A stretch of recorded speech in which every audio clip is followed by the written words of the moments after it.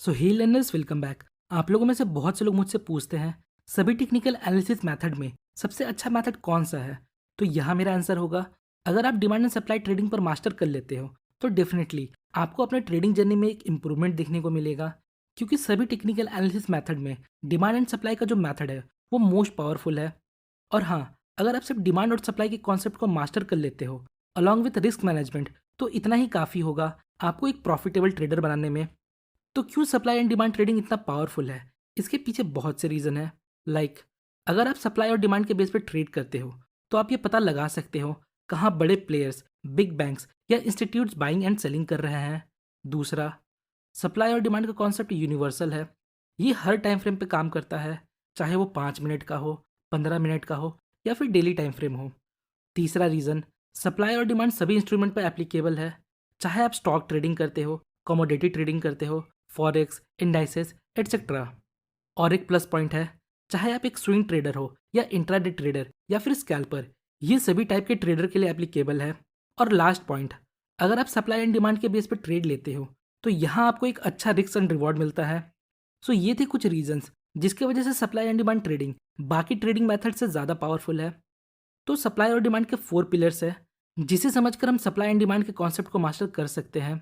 Number 1, what is the concept of supply and demand. Number 2, how to identify and draw supply and demand, मतलब हमें कैसे supply and demand zone को identify करना है और कैसे हम उसे चार्ट पर ड्रॉ करेंगे। Number 3, identify high quality and low quality supply and demand zones, मतलब हमें high quality and low quality के डिमांड एंड सप्लाई जोन को आइडेंटिफाई करना है। And number 4, where to enter and exit in supply and demand zone, मतलब हमें कहाँ entry करना है और कहाँ एग्जिट करना है।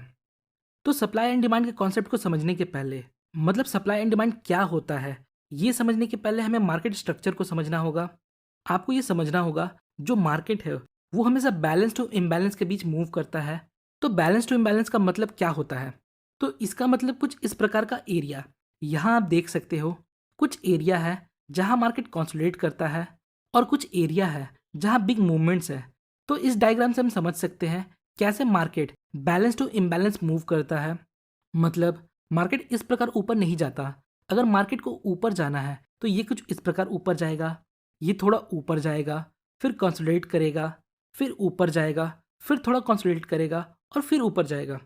सो मार्केट कुछ इस प्रकार से मूव करता है, बैलेंस टू इम्बैलेंस, जिसे आप इस डायग्राम में देख सकते हो।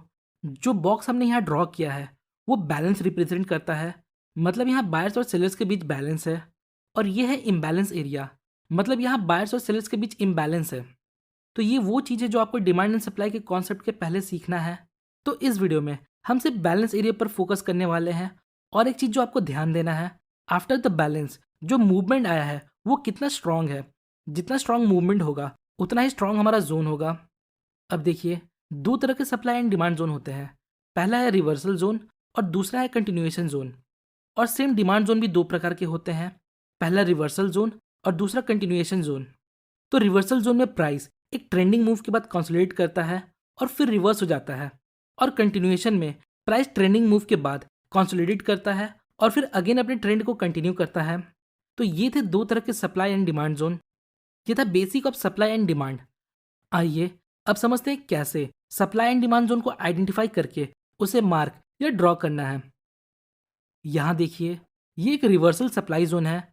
यहाँ प्राइस बिग मूव के साथ ऊपर जाता है, फिर यहाँ थोड़ा कंसोलिडेट करता है और फिर सडनली बिग कैंडल के साथ नीचे रिवर्स हो जाता है। याद रखिएगा, ये जो रिवर्सल है यहाँ हमें स्ट्रॉन्ग मोमेंटम चाहिए, मतलब मार्केट बिग स्ट्रॉन्ग कैंडल के साथ नीचे आना चाहिए। तो ये एक स्ट्रॉन्ग सप्लाई जोन है बिकॉज यहाँ हमें एक स्ट्रॉन्ग मोमेंटम देखने को मिलता है। और सेम कॉन्सेप्ट डिमांड जोन के लिए एप्लीकेबल होता है। प्राइस नीचे आता है, फिर थोड़ा कंसोलिडेट करता है, फिर हमें यहाँ एक स्ट्रॉन्ग मोमेंटम देखने को मिलता है विद बिग ग्रीन कैंडल्स। तो ये मोमेंटम जितना ज़्यादा स्ट्रॉन्ग होगा उतना ही स्ट्रॉन्ग ये डिमांड जोन होगा। फॉर एग्जाम्पल, यहाँ देखिए, प्राइस यहाँ से स्ट्रॉन्ग कंटिन्यू ग्रीन कैंडल के साथ ऊपर जाता है, मतलब ये एरिया एक स्ट्रॉन्ग डिमांड जोन है। नेक्स्ट, यहाँ देखिए मार्केट कैसे यहाँ बिग रेड कैंडल के साथ नीचे गिरता है, मतलब ये एक स्ट्रॉन्ग सप्लाई जोन है। नाउ अब इन तीन एग्जाम्पल को देखिए और बताइए इनमें से कौन सा सप्लाई जोन ज़्यादा स्ट्रॉन्ग है। तीनों में प्राइस रिवर्स हो रहा है, पर इनमें स्ट्रॉन्ग कौन सा है ये बताइए। अगर आपका आंसर नंबर 3 है तो आप सही हो। तो नंबर 1 और नंबर 2 की तुलना में नंबर 3 ज़्यादा स्ट्रांग है, क्योंकि जो थर्ड एग्जाम्पल का रिवर्सल मूव है वो बाकी दोनों के कंपैरिजन में ज़्यादा स्ट्रांग है। यहाँ देखिए, एग्जाम्पल नंबर 1 में प्राइस को वापस इस लो तक आने के लिए 7 कैंडल्स लगते हैं, और एग्जाम्पल नंबर 2 में प्राइस को वापस इस लो तक आने में 6 कैंडल लगते हैं, और वहीं एग्जाम्पल नंबर 3 में प्राइस को वापस इस लो तक आने में सिर्फ 3 कैंडल लगते हैं। तो ये एक तरीका है जिससे हम पता लगा सकते हैं कौन सा जोन ज़्यादा स्ट्रांग है। एक और तरीका देखते हैं जिससे हम स्ट्रांग जोन को आइडेंटिफाई कर सकते हैं, वो है आप मूवमेंट को देखिए। पहले एग्जाम्पल में जो फॉल है वो इमीडिएट नहीं है, इसमें बीच बीच में ग्रीन कैंडल्स बन रहे थे। इसका मतलब बायर्स अभी भी प्राइस को ऊपर ले जाने की कोशिश कर रहे हैं। अब देखिए, सेकंड नंबर एग्जाम्पल भी स्ट्रांग है, बट थर्ड एग्जाम्पल ज़्यादा स्ट्रांग है, क्योंकि थर्ड एग्जाम्पल में प्राइस सिर्फ 3 कैंडल में डिस्टेंस कवर करता है। तो ये भी एक तरीका है जिससे आप स्ट्रांग जोन को आइडेंटिफाई कर सकते हो। आइए अब देखते हैं कैसे हम लो क्वालिटी डिमांड जोन को आइडेंटिफाई कर सकते हैं। फॉर एग्जांपल, यहाँ देखिए, एग्जांपल नंबर 1 में प्राइस यहाँ से बाउंस करता है, और एग्जांपल नंबर 2 में भी प्राइस यहाँ से बाउंस करता है। तो अब हमें इस कैंडल से 5 कैंडल्स को देखना है, 1 2 3 4 एंड 5। तो इन 5 कैंडल से हमें इतना मूव देखने को मिलता है, बट एग्जाम्पल नंबर 2 में हमें 5 कैंडल में इतना बड़ा मूव देखने को मिलता है। सो यही मैं आपको समझाने की कोशिश कर रहा हूँ। ये एक लो क्वालिटी का डिमांड जोन है और ये एक हाई क्वालिटी का डिमांड जोन है। फॉर एग्जाम्पल, यहाँ देखिए, ये एक रिवर्सल है और ये भी एक रिवर्सल है, और अगर आप मुझसे पूछो इन दोनों में कौन सा सप्लाई जोन हाई क्वालिटी का है, तो मेरा आंसर होगा ये वाला। तो इसका रीज़न क्या है? रीज़न सिंपल है। यहाँ देखिए, यहाँ हमें फास्ट मोमेंटम या बड़े कैंडल देखने को नहीं मिलते हैं, बट वहीं यहाँ देखिए, यहाँ series of big red candle बनते हैं, जो हमें बताता है ये एक सप्लाई जोन है। आइए एक और एग्जांपल देखते हैं। यहाँ देखिए, प्राइस यहाँ से गिरता है, फिर यहाँ से गिरता है, और फिर यहाँ से भी गिरता है। अब आप बताइए इनमें स्ट्रॉन्ग सप्लाई जोन कौन सा है? तो आंसर आप लोगों को भी पता है, ये वाला, बिकॉज हमें यहाँ एक अच्छा खासा मोमेंटम देखने को मिलता है with series of big red candles. तो जब हम इस प्रकार का प्राइस एक्शन देखते हैं तो हम ये बोल सकते हैं ये एक स्ट्रॉन्ग सप्लाई जोन है। आइए अब देखते हैं हमें कब एंटर होना है, कब एग्जिट होना है, और जोन को ड्रॉ कैसे करना है। तो जोन ड्रॉ करना बहुत सिंपल है। फॉर एग्जाम्पल, अगर हमें सप्लाई जोन ड्रॉ करना है तो जिस कैंडल से प्राइस नीचे गिरना शुरू हुआ था, हमें इसके पहले जो कैंडल है उसके हाई एंड लो को लेते हुए एक सप्लाई जोन क्रिएट करना है, कुछ इस प्रकार। और प्राइस जब वापस इस लेवल पर आएगा तो हम बेरिश प्राइस एक्शन को देखकर यहाँ ट्रेड ले सकते हैं। सेम इसी तरह डिमांड जोन को मार्क करेंगे।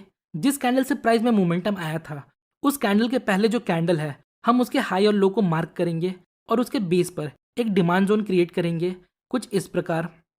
और प्राइस जब वापस इस जोन को अप्रोच करेगा तो हम यहाँ बुलिश प्राइस एक्शन को देख के ट्रेड ले सकते हैं। आइए कुछ एग्जाम्पल देखते हैं। यहाँ देखिए, प्राइस यहाँ से ड्रास्टिकली अच्छा खासा मूवमेंट के साथ नीचे गिरता है, तो इस मोमेंटम कैंडल के पहले जो कैंडल है हम उसके बेस पर एक सप्लाई जोन क्रिएट करेंगे, कुछ इस प्रकार। नेक्स्ट, प्राइस वापस इस सप्लाई जोन को अप्रोच करता है और यहाँ kind of bearish long wick candle form करता है, बट हमें कंफर्मेशन का वेट करना है, मतलब एक रेड मोमेंटम कैंडल जो इसके लो को ब्रेक करे। सो यहाँ हमें एक रेड मोमेंटम कैंडल मिलता है, देन मार्केट यहाँ से नीचे चला जाता है। अगला एग्जाम्पल देखते हैं। ये हमारा डिमांड जोन है। नेक्स्ट, प्राइस वापस इस लेवल को अप्रोच करता है और यहाँ इस बुलिश प्राइस एक्शन के बाद मार्केट यहाँ से ऊपर चला जाता है। तो इस प्रकार हम सप्लाई एंड डिमांड जोन को यूज़ करके ट्रेड ले सकते हैं। अब देखिए, ट्रेडिंग में कुछ भी 100% नहीं होता, इसलिए डिमांड एंड सप्लाई जोन भी फेल होता है, but supply and demand trading में हमारा स्टॉप लॉस छोटा होता है और प्रॉफिट बड़ा होता है। सो होपफुली गाइस आपको इस वीडियो से थोड़ी इन्फॉर्मेशन मिली होगी। अगर आपको वीडियो इन्फॉर्मेटिव लगी तो वीडियो को लाइक और चैनल को सब्सक्राइब जरूर करें। मिलते हैं नेक्स्ट वीडियो में, तब तक के लिए best of luck for stock journey.